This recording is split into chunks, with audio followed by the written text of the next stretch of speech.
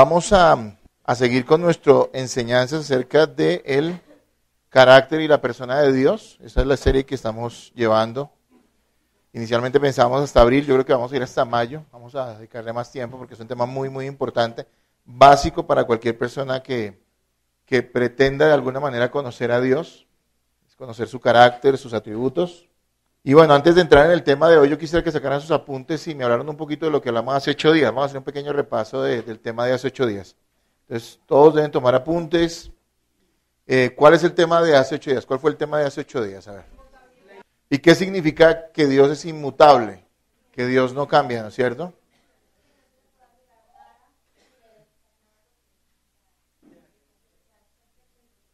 Es perfecto, ¿no es cierto? ¿Qué más? A ver, yo quiero escucharlos a ustedes en sus apuntes. A ver, denme ideas.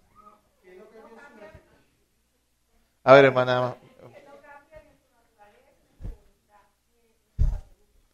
Nada cambia de Dios. A ver, Oscar. Ah.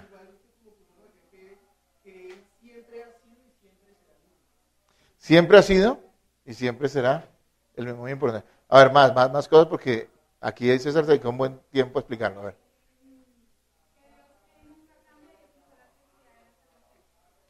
Nos da seguridad en la salvación. ¿Ustedes se imaginan un Dios que hoy dijera una cosa y mañana otra? Tremendo, ¿no es cierto?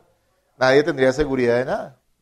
Pero como Dios dice algo y es absoluto, no cambia nunca, podemos estar seguros de que lo que Dios ha prometido Él lo cumple.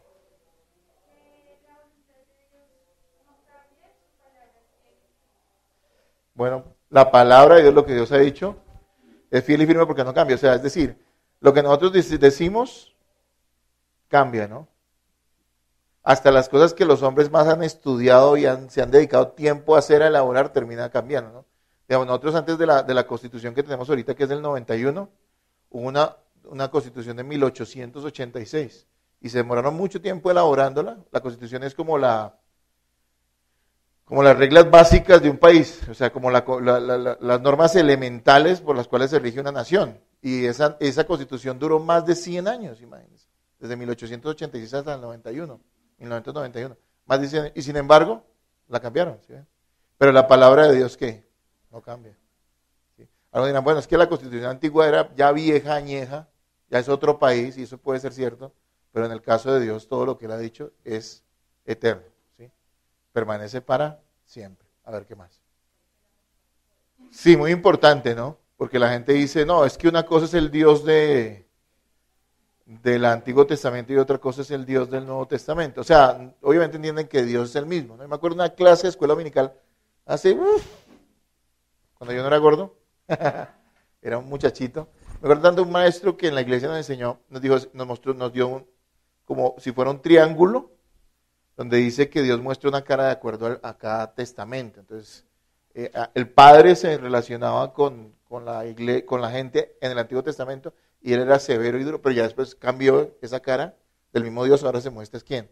Jesucristo, y Él es tierno y lleno de gracia. Bueno, eso es una idea absolutamente necia y absurda lo que ese hombre estaba enseñando, porque Dios es el mismo, ¿no? Y el Dios que salvó a la humanidad por medio de sus hijos, es el Dios que preparó todas las cosas del Antiguo Testamento para que así fuera. Pero el pecado es el mismo, o sea, es decir, el adulterio es el mismo en el Antiguo Testamento, es un pecado terrible en el Antiguo Testamento y es un pecado terrible ¿dónde? En el Nuevo Testamento. Y ahí dice, pero ahorita no apedrean a la gente, porque recuerde que el castigo que realmente importa es la penalidad que Dios trae sobre el pecado y lo condena. Lo que pasa es que Israel como nación ya también tenía unas reglas que los regían a ellos con las leyes como país. Y en ese momento Dios les había dicho que como nación ellos tenían que apedrear a los adúlteros. ¿Sí me entienden? Ya nosotros no estamos en esa nación antigua de Israel, pero el pecado sigue siendo el mismo y Dios sigue condenando el pecado de la misma manera. ¿Sí? ¿Qué más? A ver, rápidamente. A ver, hermano. No cambia la naturaleza de Dios. Ok. A ver, hermano. No está sujeto al tiempo, es muy importante, ¿no? Dios no tiene un pasado, un presente, un futuro, ¿no? Alguien dice que Dios vive en un eterno presente y es verdad. Eso es algo que nosotros no podemos entender. Yo no puedo comprender eso, pero la realidad es que Dios vive, o sea, Dios hoy mismo está presente en el juicio de Cristo como está aquí hoy y como lo estará ya hoy mismo Él está cuando estemos en gloria con Él, ¿sí? Entonces algo que no es fácil de entender, pero que es cierto. Bien, hoy vamos a entrar con el tema Dios es omnisciente, o sea que Dios todo lo sabe. Y vamos a leer un versículo o un pasaje en Hebreos 4:13, para comenzar, Hebreos 4:13. Dios es omnisciente, quiere decir que Dios todo lo conoce, todo lo sabe, ¿sí? Y Hebreos 4:13, ¿qué dice? A ver, eso lo encontró. Léelo entonces muy duro, por favor.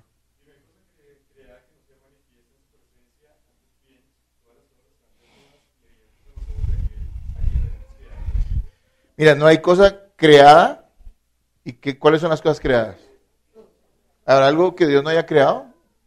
Todo Dios lo creó. Dice, y no hay cosa creada que no sea manifiesta, o sea, que sea abierta, que sea conocida por Él en su presencia.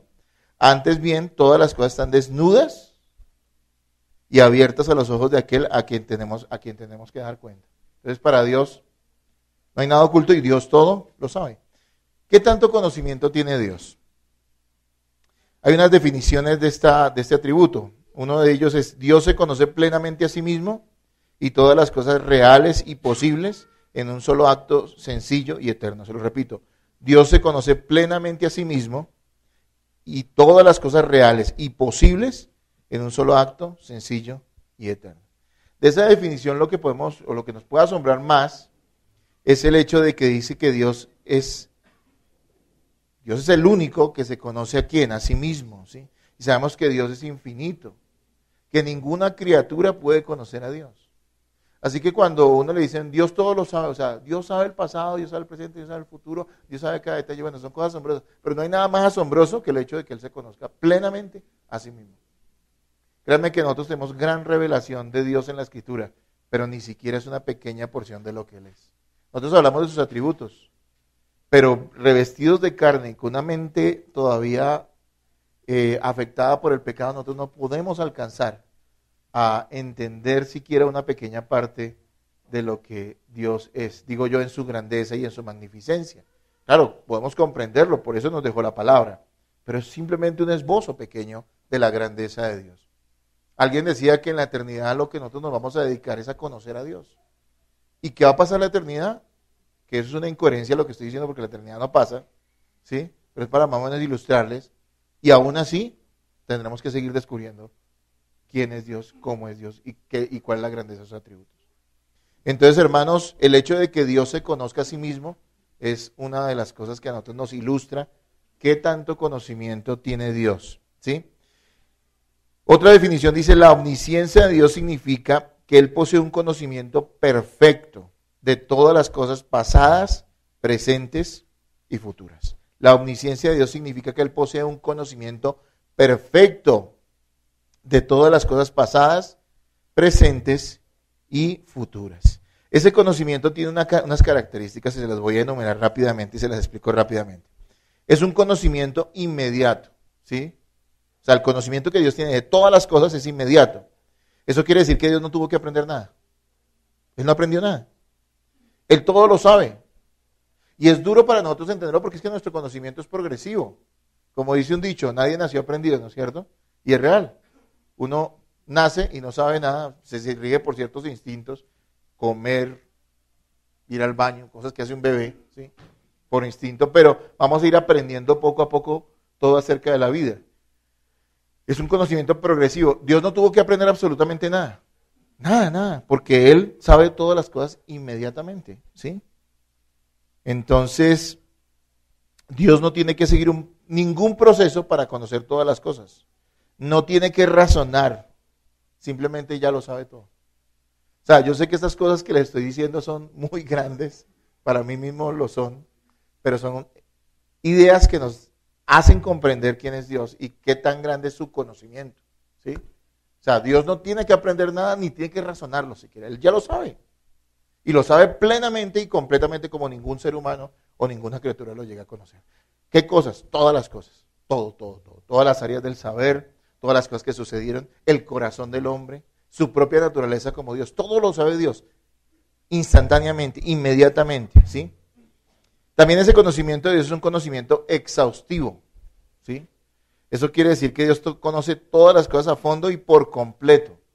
O sea, no es un conocimiento superficial el que Dios tiene de las cosas, sino que es profundo, a fondo y completo, contrastado con nuestro conocimiento que siempre será parcial y superficial. ¿Sí? A mí me aterra cómo el hombre es de orgulloso, ¿no? Y han descubierto algunas cosas, la ciencia ha descubierto algunas cosas. Yo siempre digo que la ciencia descubre, porque es que la ciencia no crea nada. Todo lo creó fue Dios. Lo que hace el hombre es simplemente descubrir lo que Dios ya creó. Y se descubren cosas y se sienten tan orgullosos, ¿no es cierto? Y dicen, ya no necesitamos a Dios. Bueno, esa es la maldad del corazón del ser humano. Pero hay que comprender que el conocimiento del ser humano es superficial. ¿Qué conocemos del universo? Hay sondas espaciales, hay satélites que han llegado a los confines de este sistema solar, porque ni siquiera podemos decir universo. No han salido ni siquiera de la galaxia. Hay una sonda espacial que salió en el año que yo nací, creo, se llama Voyager. Los que saben inglés lo sabrán pronunciar mejor. Voyajero, digamos yo en español. ¿Sí? Viajero. Desde el año 76 ya salió del sistema solar. O sea, yo 41 años. Y ya se le está fundiendo la pila, o sea que no va a poder seguir mandando imágenes. Porque hasta ahí llega el conocimiento del ser humano. Y el sistema solar es simplemente... Ustedes saben que es el sistema solar, ¿no? Donde está nuestro planeta, un sistema de planetas que rodea el Sol, donde está nuestro planeta, y eso simplemente es una ínfima, micronésima parte de lo que es la galaxia y de lo que es el universo. Entonces hacen eso y ya, mejor dicho, sabemos mucho. Dios conoce todos los confines del universo, Él lo creó. Dios ni siquiera existe en el universo, sino que Él está por encima del universo. Esas son cosas que a nosotros nos revientan la cabeza. Por eso pensar en un Dios pequeño es una cosa tonta. Dios es muy grande y su conocimiento es grande, ¿sí? Miren, los conocimientos de los seres humanos son superficiales y cambian. Les pongo un ejemplo. Por siglos se creyó en la generación espontánea de Aristóteles. ¿Qué decía esa generación espontánea? La vida surge de la materia inanimada. Lo que pasa es que ellos creían al analizar de pronto basura o carne en descomposición, que surgían insectos, que surgían larvas. Y entonces dijeron, sí ve, de esa materia inanimada, de esa materia en descomposición surge la vida. ¿Sí? ¿Y saben cuántos años se creyó eso? Usted dice eso ahorita y usted dice eso es ridículo. Porque hasta un muchacho de bachillerato, y así sea de cualquier colegio, sabe que no es así. Pero usted sabe cuántos siglos se mantuvo ese postulado científico durante más de 2000 años. Hasta que un señor que se llamó Louis Pasteur, un francés, usando el microscópico en el siglo XIX, descubrió que había unos microorganismos que se implantaban allí por el ambiente o por otras criaturas en esa carne o en esa basura, y de ahí surgía los insectos. No era algo que surgía espontáneamente, sino que era implantado allí por otras seres, ¿sí? Entonces uno dice, bueno, mire, durante mucho tiempo la gente pudo haber burlado de aquellos que decían, no, pero no puede surgir la vida espontáneamente. Ay, sí, ¿cómo se le ocurre? Es que estos son retrógradas, es que estos no saben. Cuando pasó el tiempo, otro científico descubrió algo que ya Dios sabía y había creado. Y era que no era así, no surge la vida espontáneamente. ¿Sí me estoy haciendo entender, hermanos? ¿Sí? Bueno, bien. Entonces el conocimiento es exhaustivo. Realmente Él conoce las cosas a fondo y por completo, nosotros parcialmente y superficialmente, por más profundo que digamos que conocemos algo. El conocimiento de Dios es un conocimiento sin esfuerzo. Dios todo lo sabe sin que tenga que hacer nada para saber. Él no tiene que hacer nada para saber. Está como muy relacionado con el conocimiento inmediato, ¿no? O sea, Dios no tiene que hacer ningún esfuerzo para saber nada. Todo lo sabe y ya, ¿sí? Nuestro conocimiento lleva ¿a qué? Generaciones. Para que haya anestesia hoy, y usted lo operen y no sienta nada, tuvieron que pasar cuántos siglos experimentando con una otra cosa para que al final la gente de hace 100 años pueda empezar a disfrutar de eso. Imagínense cuánto lleva el conocimiento humano. El conocimiento de Dios es absoluto, pleno, instantáneo. No hay que hacer ningún esfuerzo para tenerlo, lo tiene.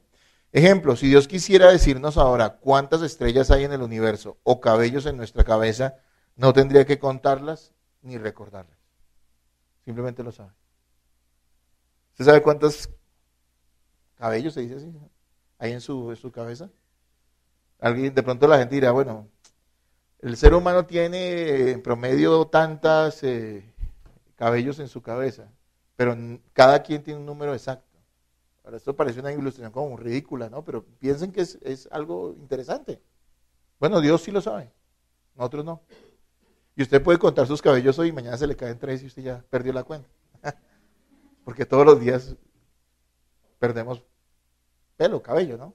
Entonces, hermanos, el conocimiento de Dios es sin esfuerzo. El conocimiento de Dios es incalculable. ¿Qué tanto sabe Dios? Pues todo. ¿Y qué es todo? Pues ni siquiera nosotros sabemos qué es todo. Entonces conocemos tan poquito de nuestra vida, de la ciencia, del mundo, de los otros, tan poquito, aunque creamos que conocemos mucho. El conocimiento de Dios es incalculable. Es inmensamente más grande que todo el conocimiento que hombres o ángeles pueden adquirir. ¿Cuántas cosas son ocultas a nuestros ojos o a la ciencia de este mundo o a los estudiosos de este mundo que solo Dios puede o sabe o conoce? Cuando pasemos a la eternidad, ¿cuántas cosas descubriremos que los hombres ni siquiera sospechan que existen o que hay? Dios todo lo conoce. Es inmenso el conocimiento de Dios. ¿Qué implicaciones tiene el conocimiento de Dios? Hermanos, si ustedes quieren, sigan tranquilos. Hermanos, sigan. ¿Sí? ¿Qué implicación tiene el que Dios es omnisciente? ¿Sí? Bien, voy a dar varias implicaciones. Dios nos conoce íntimamente. No hay nada que podamos esconder. No hay forma de engañar a Dios, aunque si hay muchas formas de engañar a los hombres, no hay formas de engañar a Dios. Tratar de ocultar cosas a Dios es una muestra de rebeldía y de orgullo más que de ignorancia, ¿no es cierto? Bueno, esto es algo como tan obvio, ¿no? Cualquiera dice, ¿pero qué le podemos esconder a Dios? Pero no tratamos de esconderle cosas a Dios. ¿Qué quiere decir? Las obviamos, no las tenemos en cuenta, nunca las llevamos a Él en oración, nunca nos arrepentimos de esas cosas, ¿sí? Como aquella persona que tiene algo contra otro y dice, no, yo no tengo nada contra esa persona. Como si pudieran, ¿qué? Engañar a Dios, ¿sí me entienden? Eso es una muestra de rebeldía y de orgullo, no de ignorancia. Siempre veo, digamos, en el caso de Jonás, ¿se acuerdan de Jonás? Que Dios le mandó algo y quiso él. Cogió un barco y se iba a ir a la costa más lejana, Tarsis, ¿no? Y eso queda en España. Y si usted ve un mapa, pues no se había descubierto América en esa época. Esto era lo más lejano del mundo que existía. Él quería irse lejos. Claro, yo entiendo que Jonás sabía que él no podía esconderse de Dios, pero todavía quería evadir la responsabilidad de lo que Dios le hizo. Porque odiaba tanto a la gente de Nínive, que era mucho mayor su odio por ellos que el temor que tenía de Dios. Y trató de ¿qué? De huir. Pero él sabía que no podía huir de Dios. ¿Sí me entiende? Y el ser humano es así. ¿Quién puede ocultarle algo al Señor? Nadie. ¿Sí? Y sin embargo el ser humano trata de ocultarlo, ¿no? Salmo 139, 1 al 6 se lo leo yo. Jehová, tú me has examinado y conocido. Tú has conocido mi sentarme y mi levantarme. Has entendido desde lejos mis pensamientos. Has escudriñado mi andar y mi reposo, y todos mis caminos te son conocidos. Pues aún no está la palabra en mi lengua, y ya tú, Jehová, la sabes toda. Detrás y delante me rodeaste, y sobre mí pusiste tu mano. Tal conocimiento es demasiado maravilloso para mí. Alto es, no lo puedo comprender. ¿Por qué está adorando, alabando el salmista a Dios? Por ese conocimiento. Porque él lo examina, lo conoce y dice que aún antes de que la palabra sea dicha por él, Dios sabe qué va a decir. Son cosas asombrosas. Veamos otra implicación rápidamente. Nadie debe dudar de la sabiduría de Dios basada en su conocimiento absoluto. Nadie. Porque mucha gente trata de contradecir lo que enseña la Biblia, basado en el conocimiento humano. Pero ¿cuál conocimiento es mayor? ¿El conocimiento de Dios o el conocimiento de los hombres? Yo quiero decirles algo. La Biblia no es un libro científico. El propósito para el cual fue escrito la Biblia no es para darnos cátedra de ciencia. Por eso algunas personas dicen, pero es que allí hay una cosita, ¿por qué no explica mejor? Porque ese no era el propósito de haber escrito la Biblia. El propósito de la Biblia es revelar el carácter de Dios y el plan que Él tiene con aquellos que Él ha escogido para salvación. Y cómo lo haría a través de su Hijo Jesucristo. Realmente el tema es la gloria de Cristo. Y a eso apunta. Dios todo lo sabe, pero en la Biblia condensó lo que realmente tiene importancia para nosotros, Porque al fin y al cabo esta vida, con todo el conocimiento que tengamos, es un suspiro. ¿Sí? Es un suspiro. Lo más importante es el conocimiento de las cosas que vendrán eternamente. Entonces, si usted interpreta bien la Biblia, se dará cuenta que la Biblia siempre tiene la razón. Hay personas que a veces dan malas interpretaciones y eso causa confusión. Pero la Biblia bien interpretada siempre tiene la razón. La Biblia tiene la razón, pero nosotros debemos interpretarla bien. Recuerde que Dios creó todas las cosas en base a principios matemáticos, físicos y químicos. Conoce al universo y conoce al hombre en lo más profundo de su ser. Miren que la ciencia puede descubrir, o sea, conocer el hombre en su parte física, biológica. Puede saber cómo es un riñón y un corazón y cómo funciona el hígado. Pero el ser humano, conocer al ser humano, a cada persona en particular, sus deseos, sus ambiciones, sus inclinaciones, solo Dios las conoce. No hay ciencia que entienda esas cosas. Entonces, es muy importante entender eso. Digamos, la Biblia afirma que el hombre es pecador la Biblia afirma que el hombre es pecador desde su nacimiento. La gente o la filosofía dice que el hombre es bueno, nace bueno y la sociedad ¿qué? Lo corrompe. Esa es una afirmación de un tipo que de hecho era ateo, ¿no? No, la Biblia dice que el hombre es pecador desde que nace, ¿sí? Y que se sigue corrompiendo menos que Dios lo salve. Salmo 58:3 dice, se apartaron los impíos desde la matriz, se descarriaron hablando mentira desde que nacieron. Y es duro decirlo, pero desde la misma matriz el ser humano está siendo formado como un pecador, ¿sí? Es una herencia que nosotros le dejamos a nuestros hijos. Así como nuestros hijos a veces se parecen a nosotros físicamente y a veces también se parecen en su carácter, también les transmitimos esa naturaleza pecaminosa. También dice el Salmo 51:5, en maldad he sido formado y en pecado me concibió mi madre, que no está describiendo ningún tipo de pecado de sus padres en sí, sino está describiendo cómo ha sido formado él para ser un pecador, ¿sí? Y eso es algo que le corresponde a todos los seres humanos. Así que, ¿le voy a creer al hombre o le voy a creer a Dios si Dios todo lo sabe y todo lo conoce? Bueno, creo a Dios. También la Biblia afirma que Dios creó varón y hembra. Y hoy discuten mucho eso, de que sí.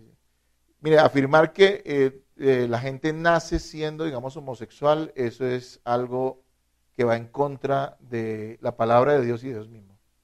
Eso es decir que Dios creó otra inclinación sexual y eso no está en las Escrituras. Entonces, ¿a quién le vamos a creer? ¿A Dios o a los hombres? ¿Sí? La otra, digamos otra cosa más. La Biblia afirma que el ser humano fue hecho imagen suya, imagen de Dios. Y que no es un simio evolucionado, ¿no? Y mucha gente trata como de, hasta unos geniales que dicen ser cristianos, que yo creo que cristianos tienen poco, dicen, no, lo que pasa es que Dios creó a Adán y Adán era un mico y se evolucionó. Tratando de conciliar las cosas, ¿no es cierto? No, Dios creó a Adán como era. ¿Sí saben, si han escuchado ese dilema, ¿no? ¿Qué fue primero, el huevo o la gallina? ¿Qué fue primero, hermanos? Pues para nosotros es fácil la gallina porque Dios la creó. Dios no creó un huevo, Dios creó una gallina. ¿Sí me entienden? Ah, pero ¿cómo crees? Pues es que Dios lo dice. Ah, pero es que la ciencia dice, bueno, ¿y usted le tiene fe a la ciencia o le tengo fe a Dios? Dios todo lo sabe, la ciencia no sabe nada. Y hoy dicen una cosa y en 10 años dicen, ay, qué pena, disculpe, no era así, ahora hay otra teoría. Dios no cambia, hermano. Y yo confío en Dios, en lo que Él dice. ¿Sí? Así que el ser humano no es un simio evolucionado, sino un ser creado a imagen de Dios. ¿En cuántos días creó Dios el universo, la tierra? ¿Y fueron 6 días literales? Sí, fueron 6 días literales. La gente dice, no, pero es que no estaba el sol. Bueno, es que el que creó los días ya sabía cuántas horas tenía un día, así de sencillo. No, que es que fue a raíz de miles de años. No, la Biblia no dice eso. ¿Y cuál es el problema si es que yo sé que Dios simplemente lo desea? Ni siquiera tiene que hacer ningún esfuerzo y puede crear universos enteros. Porque Él es todopoderoso. Para Dios no es ningún esfuerzo crear una tierra, una humanidad y una creación. ¿Sí? Entonces es algo que nosotros tenemos que creer, basado en el entendimiento de que Dios todo lo conoce. ¿Sí? Gente trata de reconciliar, ¿no?, la Biblia con la ciencia. Y yo creo que la ciencia bien aplicada da testimonio de que la Biblia de que lo que la Biblia dice es así, ¿sí? Pero la mayoría de científicos se han desviado y han usado esto para contradecir de manera muy necia lo que la palabra de Dios enseña. Bien, otra implicación, Dios conoce el pasado, presente y futuro plenamente, porque Él mismo interviene en la historia, ¿no? No es un simple espectador. Pero Dios, ¿cómo lo va a conocer todo? Porque es que Él sobre todas las cosas está interviniendo.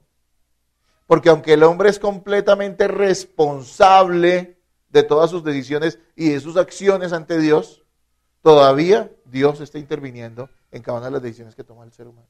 ¿Para qué? Para que se haga su perfecta voluntad. Y ese conocimiento de Dios no solamente es saber, sino es actuar. ¿Sí me hago entender? Dios sabe todas las cosas porque Él mismo las está haciendo. Así de sencillo. No es simplemente que Él supo, vio, previó, sino que Él sabía y estaba interviniendo en cada uno de los asuntos de la vida de cada ser humano. ¿Cómo hasta ahí, hermanos? Bien. Les doy un texto que lo hemos usado mucho aquí en la iglesia. Hechos 2:22. Israelitas, oíd estas palabras. Jesús Nazareno, varón aprobado por Dios entre vosotros con las maravillas, prodigios y señales que Dios hizo entre vosotros por medio de Él, como vosotros mismos sabéis. A este, entregado por el determinado consejo y anticipado conocimiento de Dios, prendisteis y matasteis por manos de inicuos crucificándolos. Ahí está perfectamente las dos cosas. Jesús fue a la cruz por mano de inicuos, pero Dios había predeterminado que fuera así. Es claro. ¿Es comprensible? No. ¿Pero es cierto? Absolutamente cierto. ¿Sí?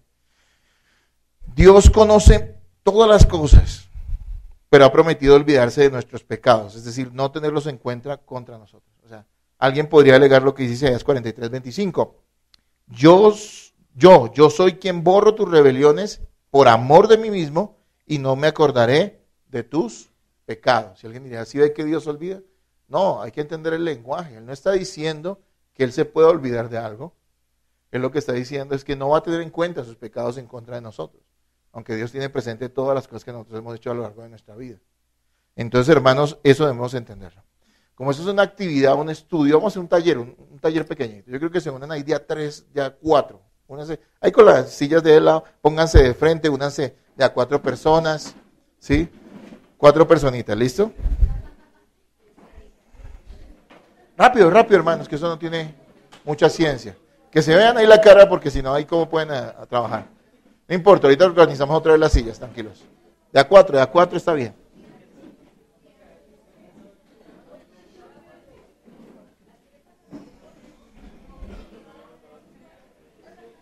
Listo, hermanos, saquen un papelito y un lapicito para anotar las siguientes preguntas.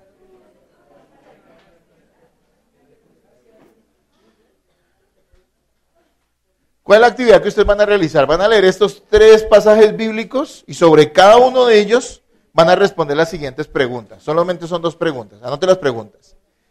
¿Qué nos enseña este pasaje acerca del infinito conocimiento de Dios? ¿Qué nos enseña este pasaje acerca del infinito conocimiento de Dios? Pregunta número 1. Y pregunta número 2. ¿Cómo podemos aplicar esta enseñanza a nuestra vida? ¿Cómo podemos aplicar esta enseñanza a nuestra vida? Número 1, ¿qué nos enseña este pasaje acerca del infinito conocimiento de Dios? Y número 2, ¿cómo podemos aplicar esta enseñanza a nuestra vida? ¿Listo, hermanos? Los pasajes son los siguientes, anoten. Primera de Samuel, capítulo 2, versículos 2 y 3. Primera de Samuel, capítulo 2, versículos 2 y 3. Ese es el primer pasaje. El segundo, Hebreos 4, 12 al 13. Hebreos 4, 12 y 13. Hebreos 4, 12 y 13.